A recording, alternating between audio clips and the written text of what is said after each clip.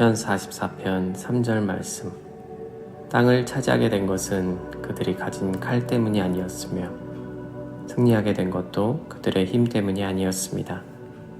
주의 오른손과 팔과 주의 얼굴빛 때문에 그들이 땅을 차지하고 승리를 얻었습니다.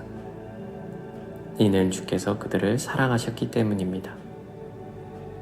GCC 성도 여러분, 계속되는 고라 자손의 시편입니다. 44편 1절에서 저자는 자신의 조상들에게 가나안 땅을 차지하게 하신 하나님의 업적을 떠올립니다. 승리의 이유가 칼이나 그들이 가진 힘이 아닌 주의 팔과 얼굴빛 때문이었다고 고백합니다. 주님이 그들을 사랑하셨기 때문이라고 고백합니다. 삶의 문제들 앞에 문제 해결을 놓고 하나님의 도우심을 구하는 것은 크리스천에게 너무나 익숙한 일입니다. 주의 팔로 그 문제가 해결되어지면 우리는 주께 영광을 돌리곤 합니다. 하지만 저자가 말하는 주의 얼굴은 무슨 의미일까요?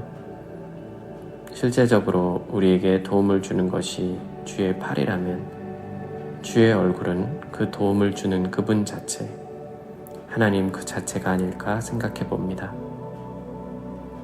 출애굽기를 살펴보면 모세와 이스라엘 백성 사이에 특이한 다른 점이 있습니다. 홍해를 건너는 기적을 경험하였지만 이스라엘 백성은 어려움을 만나면 모세에게 불평했습니다. 모세를 통해 하나님께서 문제를 해결해 주시기를 원했습니다. 그 문제가 해결되면 불평이 사라지고 잠잠해졌습니다. 문제만 해결되면 하나님을 섬기는 일에는 큰 불편은 없었습니다. 하지만 그 이상은 꺼려했습니다. 하나님의 손은 원했지만 그 얼굴 자체는 부담스러웠습니다. 출애굽기 20장 19절, 백성이 모세에게 말했습니다. 당신이 말하십시오. 우리가 듣겠습니다. 하나님께서 말씀하지 않게 해주십시오. 하나님께서 말씀하시면 우리는 죽습니다. 하지만 모세는 문제 해결보다 더 큰 갈망이 있었습니다. 금송아지 사건 이후 하나님은 모세에게 이스라엘 백성과 함께 가나안으로 들어가라고 하십니다. 천사를 보내서 정복해 하시겠다고 합니다.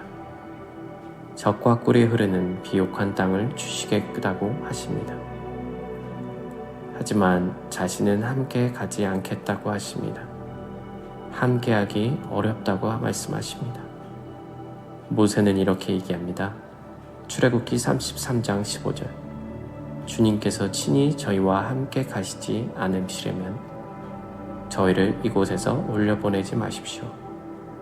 18절, 주님, 제발 주님의 영광을 보여주십시오. 이런 모세에게 하나님은 자신의 뒷모습을 보여주십니다.